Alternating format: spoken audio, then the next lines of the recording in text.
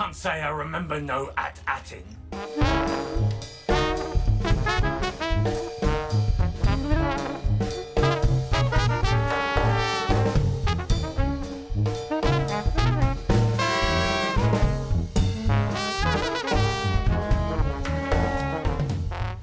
Welcome to another episode of the Who Dat Jedi podcast. This is episode 216. I believe so. Let me double check that. Yes, 216. Sorry, freaked myself out there. But yeah, my name's Aaron, and as always, with me are the other two members of the Who Dat Jedi Council, Dave and Fredo. Hi, guys. Hello. Hola. Hola, hola. Merry almost Mardi Gras. Yeah. Happy almost there. Yeah, just got to get over a couple little speed bumps, and then we'll be into carnival season. So, hooray! Seems like it's been a quick year. Holy cow! I was just mentioning that to somebody. I was like, "Wow, I can't believe it's Christmas. I can't believe." I mean, Mardi Gras feels like it was just last month, but I will here say, it comes again. Dave and I are both originally from the Midwest. So we will. I think he'll back me up on this one. I will say, as much as I do not miss the Midwestern winters, the seasons set you up for the holiday season. It's like as it starts getting cooler in the fall, you start getting kind of wound up, and then once you get that first snowfall, it's like it really just sets you up for the holiday season. Here, it just sneaks up on you because it was 75 degrees 2 days ago. So I think and we get, false fall and, second summer and everything else. So I don't know, Dave, would you say that? I mean, like I said, in the Midwest, you kind of get set up for it. Yeah, a little bit, but I like it down here in the sense that the winter months are just like they're so nice. Oh my gosh, yes, and seeing green does more for your psyche than I think people will ever know. Yeah, my mental health this time of year is usually better than the previous 6 months or so when we're dealing with hurricane and rain and heat and yeah. We pay for it in the summer. People northern and midwestern are pay for it right now, which is okay. So funny comment I'll make about the cold because last week I had a day off and I figured I'd go do Celebration of the Oaks because it's there. I haven't done it since the pandemic. And so you can do the car tour around the city park, or you can do the walking tour, which is basically, if you ever done the Celebration of the Oaks, it's that. It's you go around, and they've added a few new wrinkles. They have like a s'mores making station, and they have talking about bars. They have a fully loaded bar with all the drinks you can make and food and whatnot. But what was interesting, the day I went was one of those days when it was in the 50s here in New Orleans. So I just got back from Chicago, so I was wearing a light sweater. Everybody around me was thick coats, gloves, caps, hats. And I'm like, I mean, I know that that's about the only time we'll ever have to dig that stuff out here, but I'm like, you don't understand how nice this is compared to being up in Chicago when it's like 14 degrees. Well, I mean, that's the thing. And you ever want to, if you ever come visit, you want to peck out who the other tourists are. They're wearing shorts and t-shirts when it's like 65 degrees, and the locals are, starting to bundle up. Yeah. So anyway, we're getting close to the holidays here. So tonight's episode, though, we've got 2 episodes of the Skeleton Crew to talk about. Just real quick around the horn, you guys still digging it? Yep. I am. Very much. I am. Very much so. I will tell you right now, this is the most rewatchable Star Wars series that we've had for me. I've immediately after watching an episode, I'll watch it again, and then I'll just I think I've watched each one about 3 times now. Watched them on the plane when I was flying to San Francisco. It's just really cool. But we'll talk about episodes 3 and 4.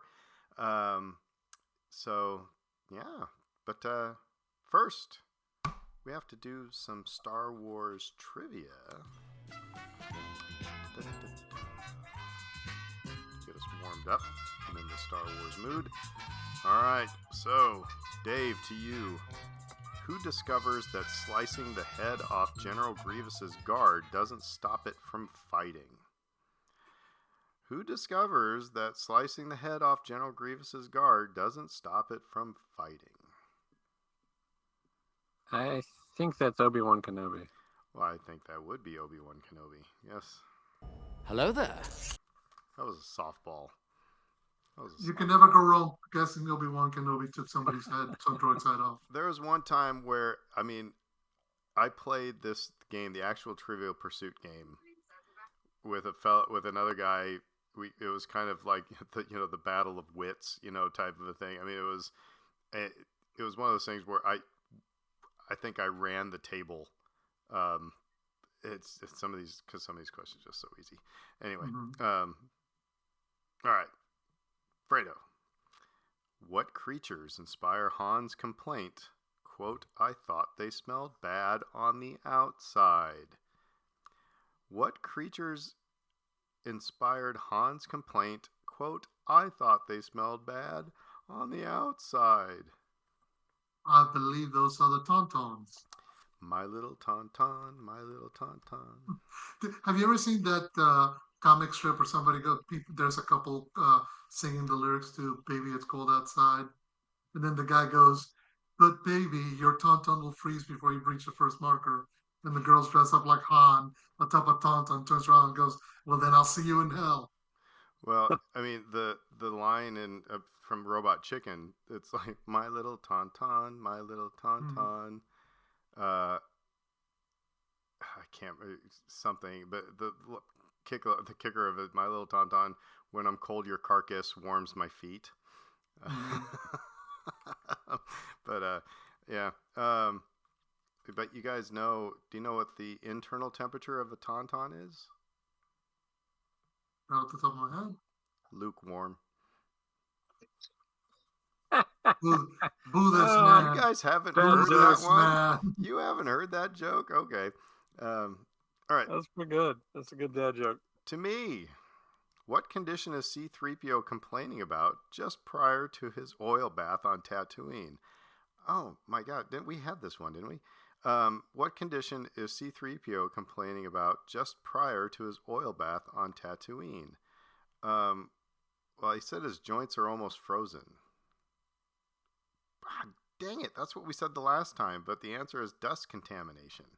I'm going to burn that card. I think like last time we gave it to whoever answered it, though. So Well, we're not that's keeping- exactly what he says. By the way, if we could go back 215 episodes, we should have started keeping a running tab of, a leaderboard. Maybe in the new year, that's what we'll do. We'll start a leaderboard. I'll invite somebody to go back and try to figure out the score at you this can- point, because you I'm can- not doing it. If you can listen to all 216 episodes, yeah, You only have to listen to the first We'll buy you 10, a beer. 15 minutes. we'll buy you a beer. And you can skip the ones where you can hear that we're watching something, because we don't do trivia when we're doing watch-alongs. So, all right. Well, hey, it's time for the news. I'm going to hijack something real quick here because we got breaking news. Fan Expo New Orleans announced Ashley Eckstein, who voices Ahsoka Tano in the Clone Wars, and Manny Jacinto, who was the Stranger in The Acolyte. They are both coming to Fan Expo New Orleans. So now your Star Wars crew is Giancarlo Esposito, Anthony Daniels, Manny Jacinto, Ashley Eckstein, and Andy Serkis. Alan Tudyk is no longer coming. The Resident Alien folks are out. So because they all had to film something. I don't know what. Anyway. And by the way, speaking of Fan Expo, if you're interested in going, advanced pricing ends December 26th at 11:59. So if you're thinking of going to any day, multi-day, right now the rate, like every price is like $10 cheaper. So obviously budget accordingly. If you're interested in going, as a you may want to splurge now as opposed to wait till after Christmas, because by that point price will go up. $10 is $10. Yeah. So hey! When you're trying to buy some bit of merch at the expo or get an autograph, that $10 can come in handy. Yep. So anyway, that was me hijacking the news segment there with like I said, my breaking news. So anyway, off to you, Fredo. Okay. All right. So let's start with some kind of well, actually, let's start from the back end. Happy 45th birthday to one and only Emily Swallow. She celebrated it yesterday. That is to you and to me, the Armorer, which I think only Aaron has met from the three of us. At Phantom Expo New Orleans, I got her autograph. Yep. So yeah, happy birthday to her. Moving on right quick. Jude Law received a star in the Hollywood Walk of Fame. So I'll ask you this question. How many people associated with Star Wars have stars on the Hollywood Walk of Fame? I mean, I'm gonna guess. I'm just gonna say 7. Yeah, that would be about where I would have gone. I would have been like 8. And I have no data to back that up. It's just pulling straight out of my butt. Yeah. Actually, technically speaking, it's 5. So, 5. Well, actually, now it's 6. Now it would be 6. I know we got Mark Hamill, Carrie Fisher. Mark Hamill, Carrie Fisher, Harrison Ford. So the big 3. Ewan McGregor has a star, and Jon Favreau has a star. George doesn't have a star? George does not have a star. Well, he kind of thumbed his nose at Hollywood. It's that old grudge. So now, that Jude Law, and that makes it 6 Star Wars adjacent actors / creators. James Earl Jones doesn't? Surprisingly enough, no. Yeah, there's a lot you could go down, like Christopher Lee. John Williams? I mean, not an actor, but Well, technically speaking, Hollywood Walk, the Walk of Fame is anybody who's famous, but obviously, technically speaking, it's whoever wants to do it, whatever. Some people do get to refuse. It sounds to be some politics here, but look, yeah, no doubt. But yeah, he received his a few days back, and obviously, the big to-do was, okay, he's now starring Skeleton Crew, so congratulations to him. A career well deserved. It's interesting because I think he's one of the few actors. Okay, he's now in Star Wars. He's been in the Marvel Cinematic Universe with Captain Marvel. He's been in Harry Potter. He was the young Dumbledore in Fantastic Beasts, and I'm trying to remember if he hasn't done James Bond or anything else. But it's amazing. Like when you get to be this level, you get to go across all the major franchises. So I can't remember if I said it on here. I know I was talking with friends this past weekend. That one of the things that hangs me up with new Star Wars are really familiar actors in it. It's like, because like for example, Tim Meadows in The Mandalorian. It's like that's Tim Meadows, or name famous actor where it just seems like okay, it's that actor and they're playing a part, and that sometimes it just sets me up because when we grew up, I mean, really nobody knew Harrison Ford, Carrie Fisher, and Mark Hamill, so they were just Luke, Han, and Leia. And so now after every other movie, I see Harrison Ford. It's like, oh, Han Solo's in this, So that's a disconnect. Doesn't mean I end up not. It doesn't mean I don't enjoy it, but it's just one of those things that takes me out of the Star Wars universe a little bit. Jude Law, I think, in Skeleton Crew has been doing a very good job at not being Jude Law, right? And just it's like I'm a little bit more halvesies on this, where it's like, okay, I know it's Jude Law, but I'm kind of into his character, so I don't know. It's just it's different. I don't know how to put my finger on it, but. By the way, before I forget, I will amend myself. Who said 7? Was it you, Aaron? I said 7. You're correct. Now it's 7 because that list did not include Billy D. Williams, who does have a star in Hollywood Walk of Fame. Well, okay. There we go. So I am SMRT. I am so smart. What about Samuel L. Jackson? That's a good question. I just close the tab. And go would to the his site. star say "bad mother"? Right? Well, and I think a lot of times, a lot of that stuff is related to, they try to give it to you other at the end. Yep, Samuel L. Jackson does have a star, so it is 8. It's interesting. Google was wrong. 'Cause- Google was wrong. Hey, by the way, because I see We're gonna get up to 20 if we keep going. I mean, I Yeah, swear. but I mean, Alan Ladd Jr., and he was the original head honcho of 20th Century Fox. He approved Star Wars. He gets a mention. another little bit of kind of news type of thing. If you remember several episodes back, we talked about the C-3PO card that was the oopsie that kind of, didn't. Anyway, one of our former guests, Steven, who was on here talking about Star Wars Prison, he was at the St. Tammany Collectors Convention. It was trooping as a Jawa. He was walking around. He has, his chopper droid, and he walks by this card table, and he thought he saw something out in the corner of his eye, and he whipped around. And it was that card, and he was like, "I gotta buy it." So he bought it. So I held it in my hand. But anyway, There are all kinds of things you can say about that. Yeah. It was so anyway, yeah. But anyway, all right. Sorry, we got one more little bit of news here. Well, one more bit of news, and actually, this one's news for a number of reasons. First and foremost, because it's not going to happen until later next year. So, if you're interested in buying somebody you love, maybe the greatest thing they want to buy, you can never get them for Christmas. Lego announced, or it's been leaked, hasn't been officially announced, that next year, around October 2025, we are going to get the most expensive Lego set ever. It's going to be set 75419, Ultimate Collector Edition, Death Star 2. Why is it's so expensive? Now, remember, currently the top record holder is the UCS Millennium Falcon, which is priced at around $860. This is going to be Lego's first $1,000 set. Now, the question becomes, because they've done the Death Star a number of times before, both Death Star 1 and Death Star 2, it's going to, obviously they expect this to be big. They don't know how many pieces it's going to have.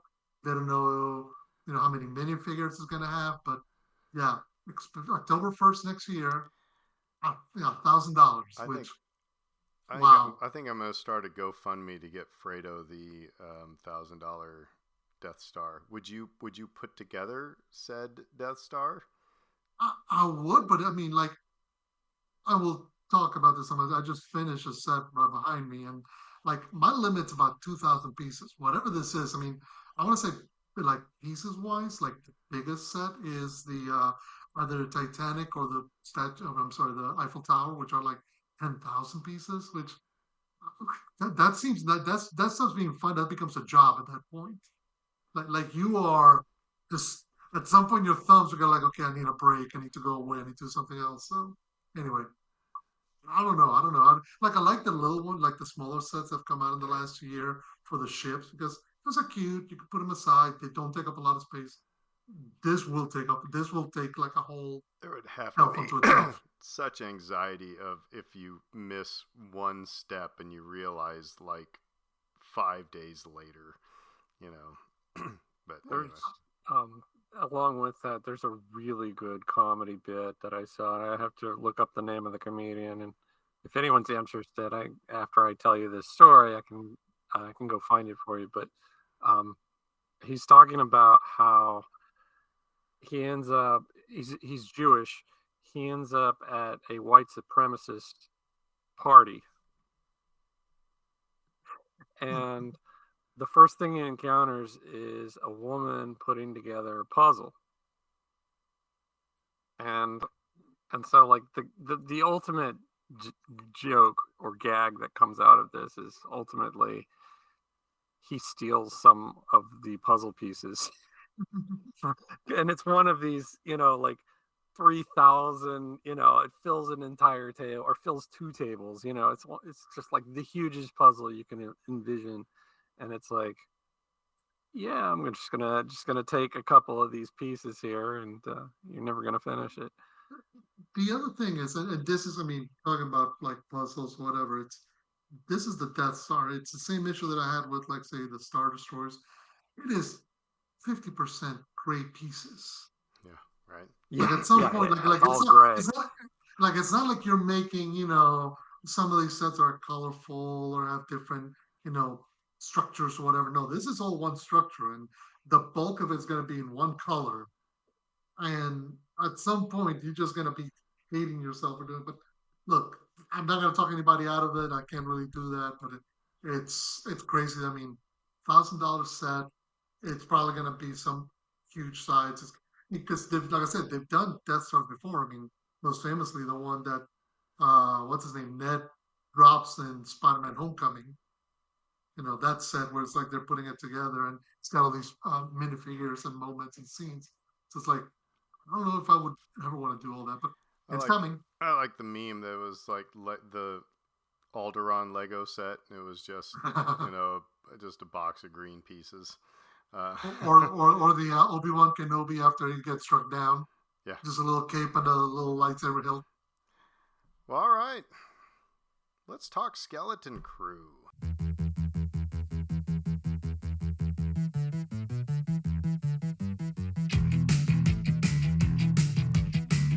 Episodes 3 and 4. Not even going to give the titles because I like the titles because they're pulling just one line out of each episode. Yeah. So let's So episode 3, basic plot point is that they break out of prison and they go to see one of Jod's, who's Jude Law, one of his old friends, to see who might know where At-Aten is, and they get coordinates to At-Aten, and then they have to run away from New Republic X-Wings and then blast off into hyperspace. Fair? That's pretty much what happened. Mm-hmm. Let's just talk about that episode real quick. First of all, I do want to say, have either of you watched any of the interviews of the kids? Not yet. Like the press junket stuff? Yeah, no. Go on YouTube and find it.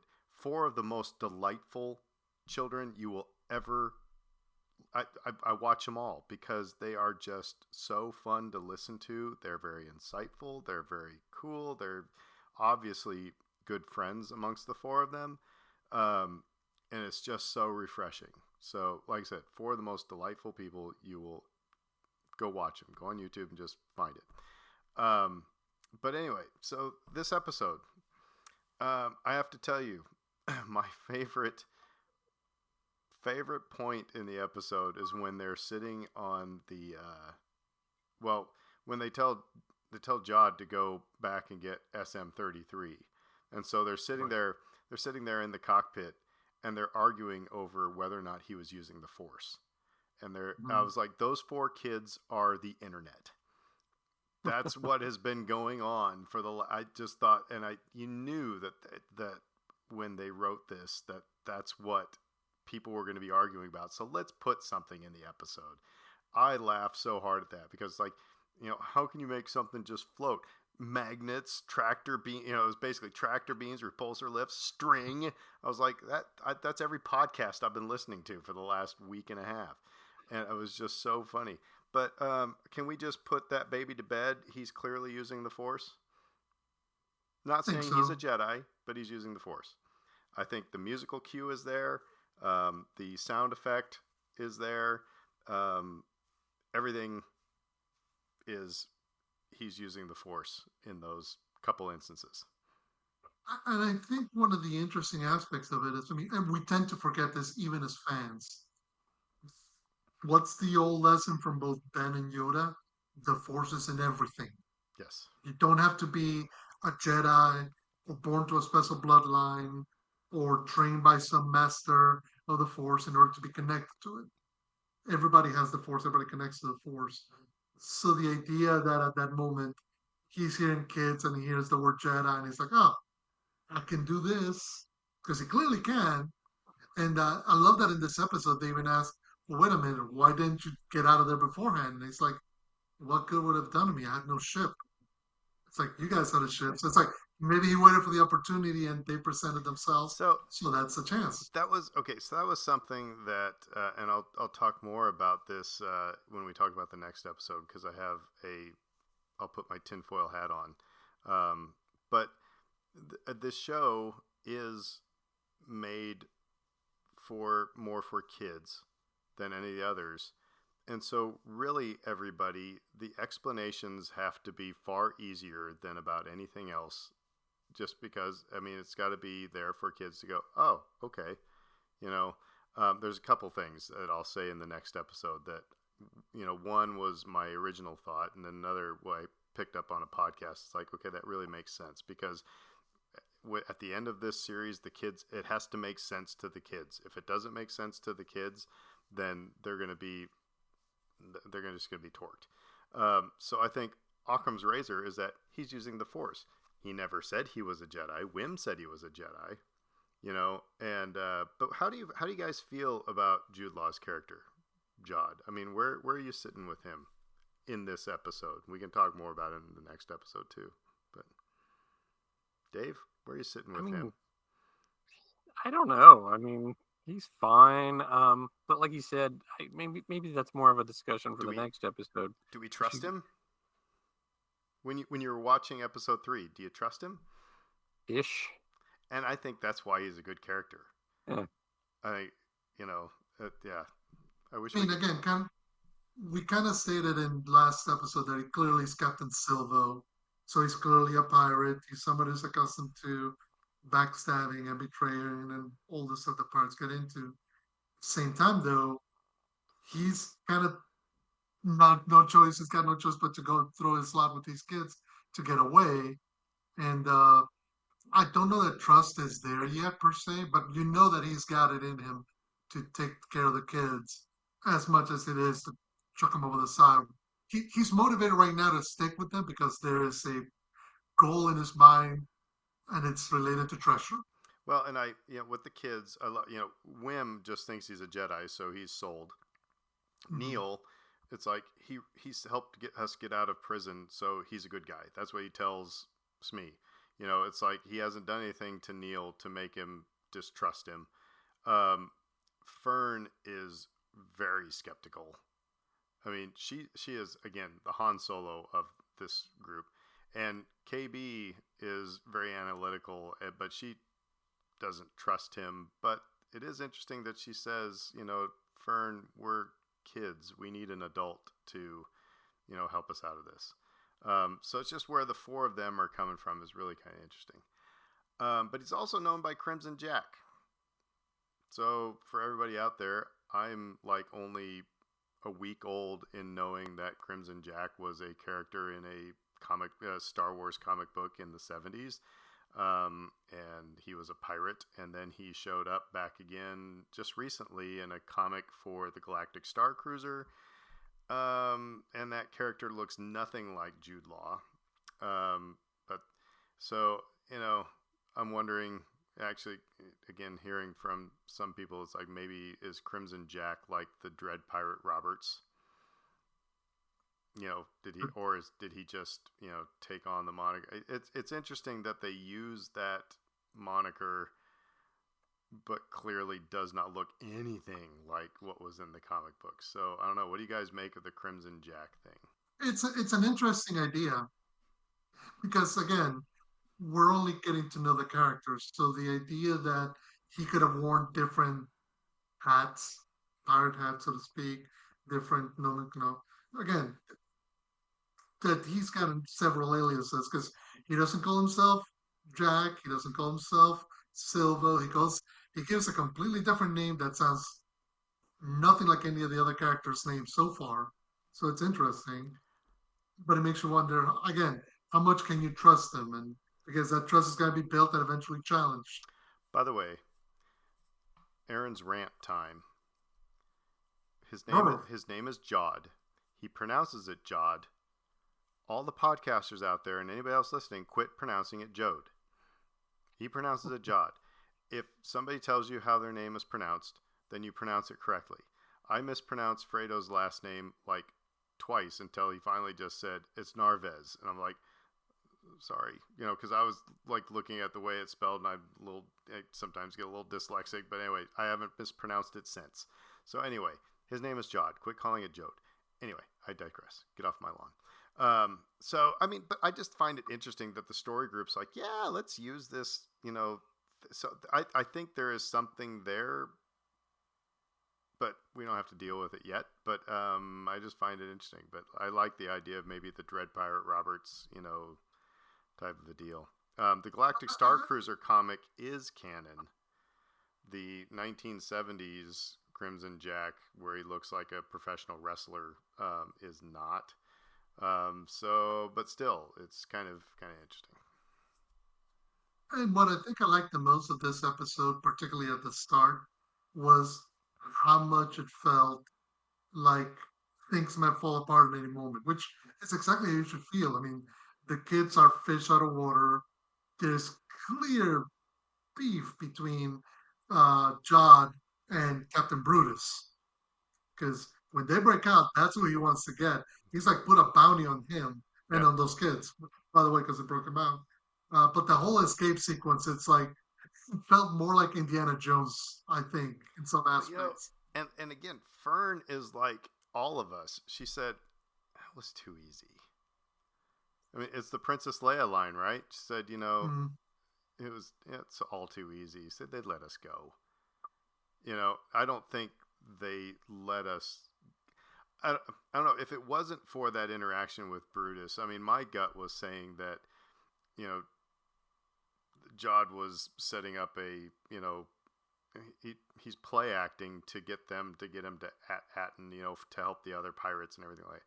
But anyway, but she was just kind of like, this is too easy. So anyway, we go to a moon and we meet Jod's friend Kim. What do you guys think of Kim, who is this owl cat Professor McGonagall thing? I dug the character. Yeah. What do you guys think? Dave? Have you guys seen the Dark Crystal? Yes. Yeah, I got big Dark Crystal vibes from all this, and I that might be partly because I rewatched that a couple months back with the kids, and it's just so reminiscent with the stargazing and the prophecy sort of aspects of these, like dabbling in science to learn more about ourselves. And oh man, I got so much from that. And yeah, of course, like the character is more interesting because she's not completely forthcoming. Yeah. And she is duplicitous. And so you begin to think like, oh, okay, there's a little more here. I will say at my very first reaction, I was like, are you kidding me? It's an owl. And then I was immediately hooked by the character. I was just like, this is great. So that's the thing, is that you can have these reactions, but it's just like, but if it's good storytelling and it's good acting, then it's like, that just gets pushed off to the wayside. I love it. Yeah. That was a deliberate choice too, right? Like for the type of character that it is, it makes sense to design her after an owl who we think of as being wise. And that's something, again, we talk about it being a show for children. They can understand that. They can see this character show up on screen and immediately think, I think this character might be smart. Yeah, because when I first saw her, I don't know. Have you ever played? Did you play Animal Crossing, Dave? A little bit. Okay, she reminded me of Celeste, the little owl that does stargazing. Yeah. That's what we immediately went to. I blame the pandemic for that. But no, I think it was a really well done character. I love the fact that they show up at her moon and they're, Jod does not trust necessarily what he's going to get out of Kim. And Kim's not trusting of him to the point that she contacts the New Republic to come take care of this or sort out what's going on. So there's clear mistrust between the two, even though they're friends, which again, further cements that these are pirates, or this exists in that side of the galaxy Well, where Han and Chewie exist. Well, They're not It's Han and Lando, right? I mean, right. and, But again, that's what I mean. This is that underworld of Star Wars. This isn't the world where Leia and Obi-Wan and Luke exist. This is the side where everybody's looking out for number one, and maybe you got to be careful even with the people you do trust. So it's funny that they kind of made her into a, her image of an owl with a cat face leads you to think of her as wise and trustworthy. Maybe she's not, but then the other aspect is, wait a minute, you got a known pirate on a ship that's falling apart, kind of, sort of, with four kids who are completely lost, talking about a hidden planet that everybody thinks is myth. so that's okay. What's she supposed to think? And that's the interesting thing. We do learn that there were 9 planets they called the Jewels of the Old Republic, Jewels of the Old Republic, and said that all but one were destroyed, and the one that remains is at Aten. So, but I do want to talk. Which isn't 100% accurate either, right? And so you begin to wonder, in retrospect, just how reliable she is from that too. After having seen episode 4, but I also just wanted to say too briefly, an owl being a stargazer is sort of perfect because they're nocturnal. Yeah. Right. I mean, I just wanted to put that little nugget out there. Now, too. we do have to rewind here real quick to the very beginning of this episode before we move on to episode. Well, there's one more thing I want to bring up here, but anyway, very beginning when the security droid goes in to tell the parents, what's going on, said that, well, first of all, we learned that there's no ships in or out of Aten. No ships are allowed in, no ships are allowed to leave. They said that since the ship's beyond the barrier, well, second of all, the supervisor knows that the kids are on a ship. But said since it's beyond the barrier, it's too risky to contact the Republic. The security droids are creeping me out a bit. It's this whole thing with and this is why I'll get into my idea about actually. Well, I'll talk about that later. But anyway, what do you think about this interaction with the droids and the parents? And I kind of have a feeling that Wendell, Wim's dad, is going to figure out a way to get off planet to find kids because everybody else is just either freaking out or saying the supervisor will help us. I don't know. Fredo? I guess, yeah. It's an interesting situation because obviously, I mean, we knew from episodes 1 and 2 that this planet's hidden because none of the kids recognize stars or anything else having to do with the galaxy as we know it. So it would lead me to believe that the parents who were once kids like Wim and Fern and Neil and KB probably grew up in a similar mindset. So it makes you wonder just how much of their society is built on the idea of we don't go out. It's very so to throw another movie comparison, it's given kind of like the Village vibe from M. Night Shyamalan's movie, where everybody just stays together in their community and nobody ventures out because outside is dangerous. There's monsters out there, and it just leaves you to wonder who does this. And we'll get that into the next episode because there's some interesting thought lines that leads to. Well, and the other part of it, I remember, like it was in episode 2, the security droids said this is a restricted area to Wendell, to Wim's dad. Mm-hmm. But like I said, and we also know that the security droids have been there for a while because Fern's mom said, "Oh, my friends and I used to run away, and the security droids found us." Mm-hmm. So this has been going on, So this is, So while this show is for kids, and again, we got to get to one more thing. So the 4th episode is going to make us talk about a whole bunch of crap in the last about 10 minutes of this. But there are some heavy themes heavy real world themes that are going on. I mean, this is a very Big Brother type of a deal. You know, Yeah. you're living in a police state, basically, but it's peaceful.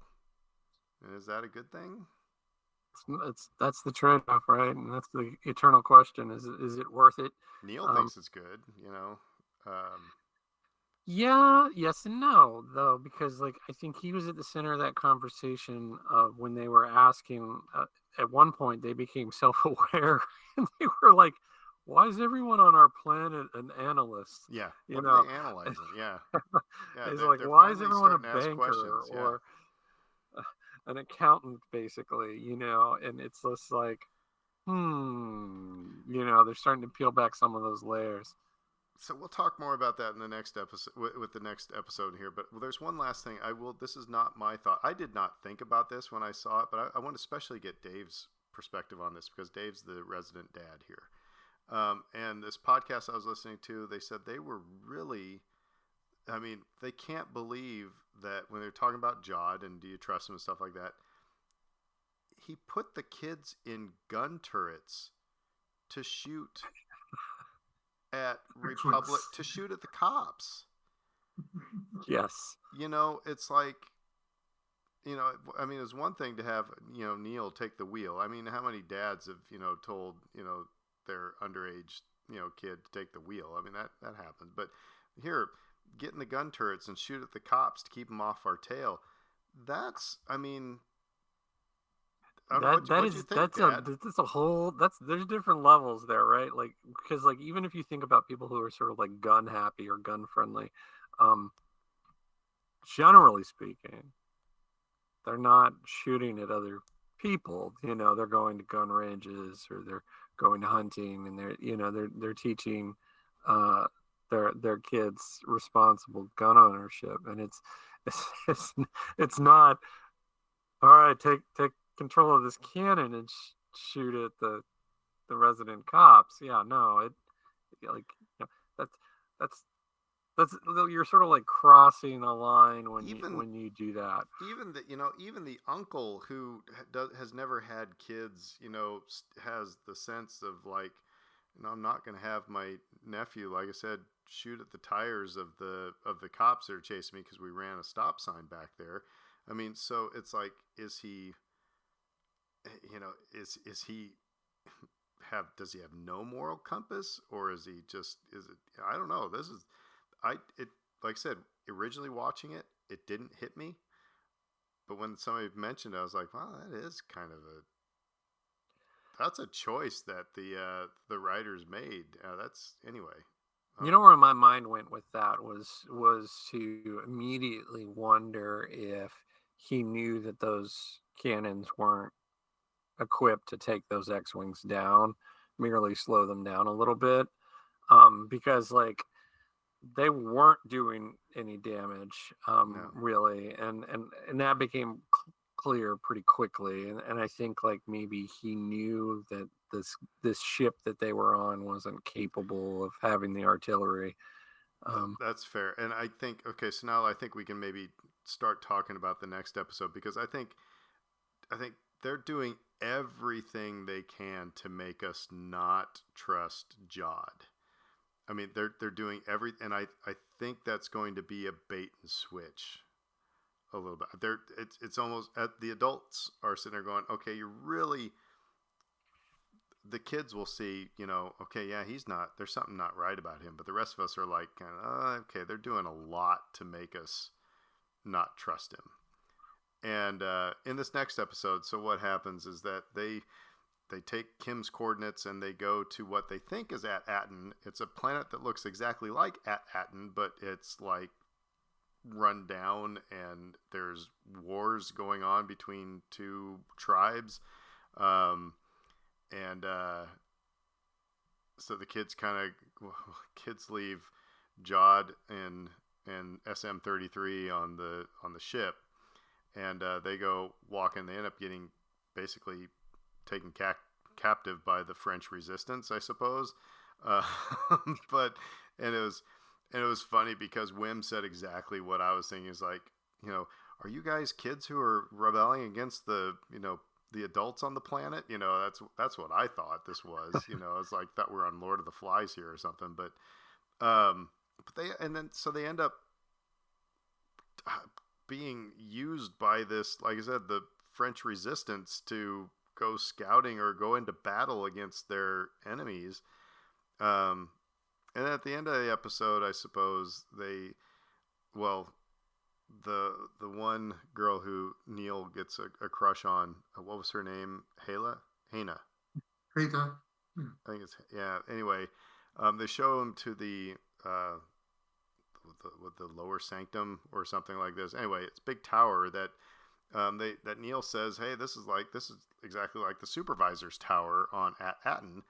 And because there might be coordinates, and they find coordinates to what seemingly is the other all 9 planets, the 9 jewels of the old Republic, but Atten's is destroyed, and we find out it's because SM-33 destroyed it, and then his captain told him to forget about Atten, except that if anybody comes poking around, that he's supposed to kill him. And then he goes like all psycho monster rage droid and goes after the kids, and then gets taken down by Neil and Jod, basically.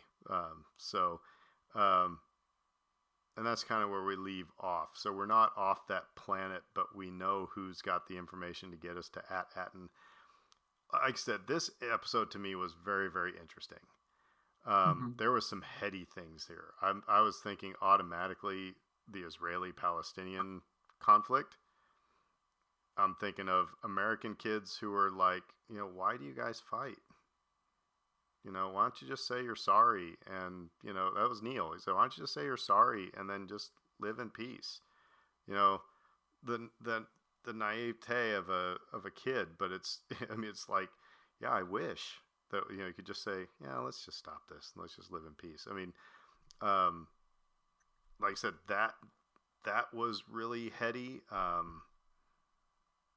don't know. You guys talk about that. I gave you the synopsis. I talked too much. You guys, what are some things that hit you about this episode? And like I said, I will. Oh, but I'll throw this out here. I have a feeling that the supervisor of Atten is the captain of the ship that crash landed in Atten, and he's the supervisor. He's the Wizard of Oz. That's why Smee was there. That's why the ship was there, so I think that's what we're going to find out. Who that captain is, I don't know. But anyway, go ahead. This episode, very interesting. Like I said, a lot of heady stuff. Well, there's a Wizard of Oz sort of element to them peeling back this sort of forbidden fruit. Like, oh, we're forbidden. We're not allowed to go to the tower on our planet. Well, they went to the tower on this planet, and everything was fine. So they're going to... And Neil found courage. Sorry, Neil found courage. Jod is looking for a heart, I think. There is a big Wizard of Oz thing. Keep going, sorry. If presented with this opportunity again, I'm sure they're not going to hesitate. Like, yeah, no, I don't care that it's forbidden that we go to this tower. We got to go because of our circumstances will dictate that at that point, I'm sure. And plus, that's the big mystery left. Like, why is this planet so weird? It all ties in with the oligarchy on their planet and what's going on there, and we've got to peel back the curtain.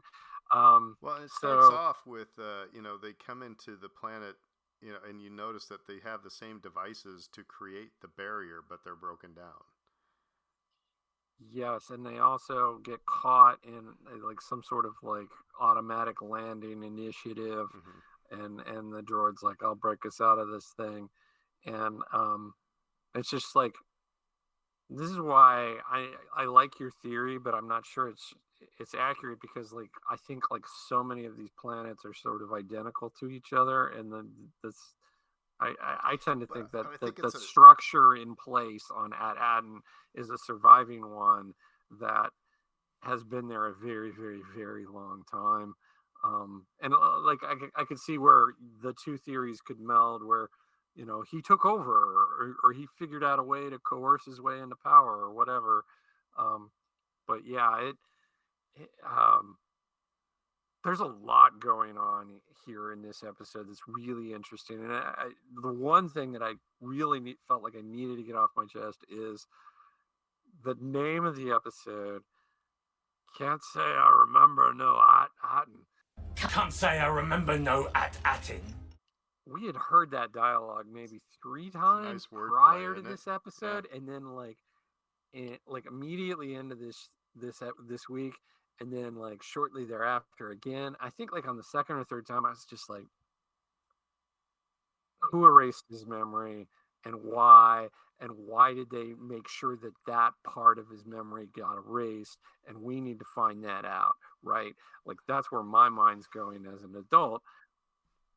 And sure enough, we do get some answers for that, and we get them quickly. And I think like this is where you begin to realize that it is a children's show, and it is aimed at children, because they put these questions out there, and they put these questions in your mind, but then they do give you answers relatively quickly. Well, and that's where the Acolyte should have done more. I mean, yeah, you're right. It's for kids, but it's also, when you only have 8 episodes, you got can't time to fart, loiter about. fart around. So Yeah, you don't have a lot of time, right? But also, kids have shorter attention spans. We're in the device era. Everyone's on iPads and iPhones and everything. But so you give them an easy solution, but you give it to them relatively quickly too. You talked about Occam's razor earlier, the simplest explanation, but also give it to me quick. And we've been seeing that, and I think like we're like, oh, does he have the Force or not? And it's like, I think we kind of, like you said, I think we know. Like, I think they pretty much settled that. But again, the kids addressed it. You would expect them to wonder themselves, and they did. And we got that. And so we're getting the sorts of immediacy to these riddles that I think like really serve the show well, and serve the younger audience well too. The first thing that I thought, cause, okay, let me just back up right quick, because they do drop the names of some of the other planets, Nigel. So we know at Aden, this planet that we go into this episode is at Akron. in Ohio, And then when yeah. and when they go to the other, to the Fallen Sanctum is what they call it, the Supervisor's Tower, they find out that there's an at A2, an at Arisia, an at Aravan, and an at Akoda. So 2 things. One, that's 6 planets. We still have 3 that have yet to be mentioned. So I'm guessing that's going to come up at some point. Also, the naming and the nomenclature, and then the way that the planets look similar but were different. What it brought to my mind was Fallout. And I don't know if you guys have played Fallout or seen the TV series from earlier this year. No. It's basically, okay, right quick, they set up all these hidden vaults, but they're almost like social experiments. So like you'll have 100 whatever vaults set up throughout America, but each one set up like testing this. Or if we put, what happens if we put 100 guys and 1 girl? What happens if we put 100 girls and 1 guy? What happens if we put 100 clones of the same person? What happens if we tell everybody, okay, oh, you have to sacrifice 1 person every year? And it just made me think of that when I'm seeing at Akron versus at Aden, because you have, and all these vaults are run by a guy called the Overseer, who's in charge of everything. Interesting. And it just made me think, Supervisor, similar looking planets, similar sounding planets, where clearly there's some sort of social engineering going on. Not necessarily saying that that's what John Watts is doing here, but I find it interesting that you're getting similar looking, similarly laid out planets, but the dynamics are completely different.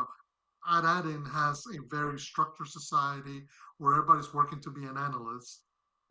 At Akron has devolved into a civil war between the Troik and the Hatton. And much like the kids in Aden just want to grow up to be analysts like their parents, all the kids at Akron want to grow up to be the next generation of fighters for their tribe, and just keep things going. I find like that's why Neil's talk with Haita, you're right, Haita, was so profound because it forces her to start thinking of things differently from the way everybody else on her planet talks So about. that's a very good Maybe point. I mean, yeah, that's a very good point. It's one thing that Britt and I said about when we were teaching in, small town Nebraska. And it's like, and these kids who stay in small town Nebraska their entire life. And it's like, get out. And that's why the band trips that we took, we took small town Nebraska kids to LA, to Chicago, to, New Orleans, just so they could experience and see other things. And that's what these kids are going through. They're trying different foods, they're seeing different people, they're learning about different things. So that's one thing. That's another key to this, that to this story is like, get out of your bubble, because there's a bigger universe out there. The other thing is, this episode was very utilitarian. Very utilitarian. It's to set us up so they know when they get back to Atten, they need to go to the supervisor's tower. That's one. The other is there was the scene where Hana, whatever, I can't. yeah. She shows, it's like out of nowhere that, hey, let me show you this big cannon that's on top of the school, and here's how you activate it. I mean, so that's going to come back, and Neil's going to know, hey, there's a cannon on top of the school. Let's, it's Back to the Future too, right? I mean, it's like, that's kind of what's going on. So this whole thing was very utilitarian, and the kids are learning how to fight, because there's going to be something that's going to go down on Atten.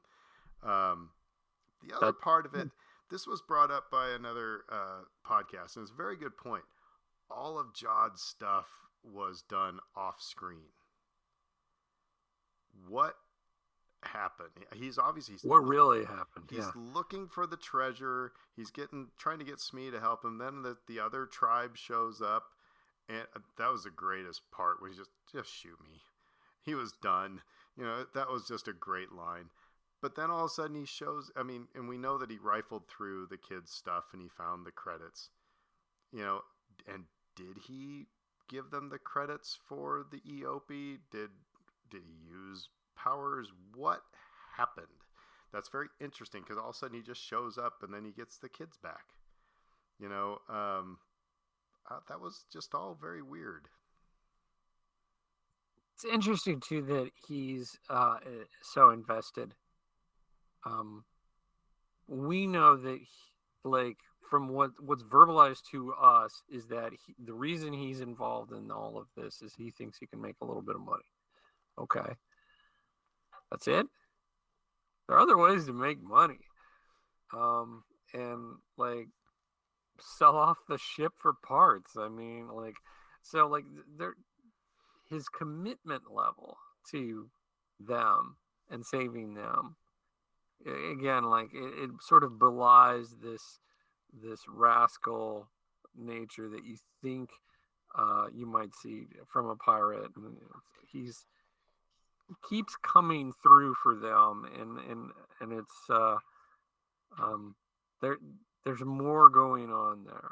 Yeah. My last two things, and then I'll yield the floor to Fredo. I loved Neil in this episode. Just he is the epitome of just a decent kid with a pure heart, and it's evidenced by when Smee starts, going all rage mode, and he chucks a rock at his head and stands up for his friends, and then, which a lot of us have done, but then when it was all done, he passed out. So that was his instinct, was to, protect his friends and to be a good friend, not for his own bravado, but, like I said, he passes out. The other thing was Fern's very emotional. Man, have you seen that kid actor is just awesome. And in that moment between her and Wim, was just a wonderful scene. So that's why I can't get enough of this. But I don't know, Fredo. I just wanted to throw those out there. This is just kind of random thoughts, but go ahead. Oh no, and I'll piggyback off of that because I think that moment between Fern and Wim was necessary. Because so far they've gone from they were playing in an area of their home planet that they were supposed to be in. Because remember, Wim and KB are looking for a part so they can raise the guy that they hate. Wim and Neil are there because they've certain it's a Jedi temple. They're on their own little treasure seeking adventure. And from that moment on till that moment with Wim and Fern, they really haven't had a moment to breathe and assess. They went from Crap got real. Yeah. They're in a ship. They get thrown halfway across the galaxy. They're surrounded by pirates. They get arrested. They end up in a jail. They escape in a very chaotic way. They end up with Kim, who they have to escape out of. And now they thought they were home, and they're not. And they're surrounded by and they're taken people into who are trying to control them. Yeah. And I love the fact that Wim's trying to support her and say, "Look, I couldn't have gotten us here." Because she's like very much wanting to be like, no, take the mental responsibility. I jumped at being captain because I thought I would get to tell people what to do. I didn't realize that also meant I get to be the person. There are consequences. Yes, that's why exactly. I said there are consequences to leadership. There are bigger themes that are going on in this episode. That was, yeah. Mm-hmm. And that kind of what brought me back to also thinking of Fallout because in the original game, there's a moment when you playing the hero of that game at the end get confronted with the fact that you can't go back home. You have changed too much. You have evolved. You have learned so much. You have grown so much. You no longer fit in the society you emerged out of. And it makes me wonder if the ultimate fate of these kids is going to be go back to Ad-Aden, save it, do whatever, but that then they're going to be told, no kids, you can't stay here anymore. If you stay here, you're gonna spread all that information around. You're gonna, become, we're gonna force our society to evolve in a way we don't want it to. So for the safety of everybody else, you can't come back. And I wonder if eventually that may be the ultimate fate for these four is that they can't ever go home again. That is the hero's journey. I mean, Mm-hmm. like you go home, you do, but you realize you've changed so much that this place it's not home anymore. Yeah. So anything else for this episode? Like I said, there's just I guess maybe the last question I will ask you guys just real quick is we're all enjoying it. That's obvious. Does it feel like Star Wars? yeah. Very much so. Very much so. Yeah, What I'm finding, I'm trying to figure out why that is. I mean, there are things that kind of sound like Star Wars. But it does. It seems to fit. So.